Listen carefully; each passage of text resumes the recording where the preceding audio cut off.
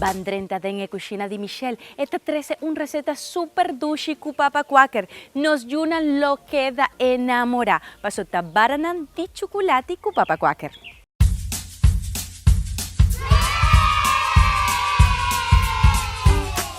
Bienvenido a Cocina de Michelle. Ahora estoy trayendo una receta más fácil y dushi. Tabara de chocolate con papa quaker.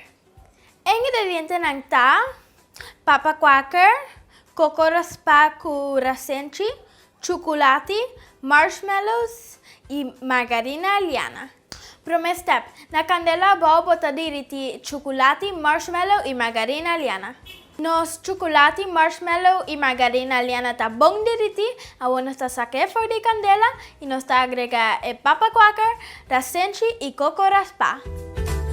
Nos mezcla tá claro, agora nós tá poner arriba un tallo con wax paper y nós tá traer en forma y poner en frigider.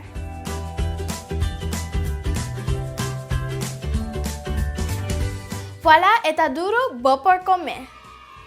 Corda seguirnos riba YouTube y Facebook, riba la cocina de Michelle. ¡Te próxima!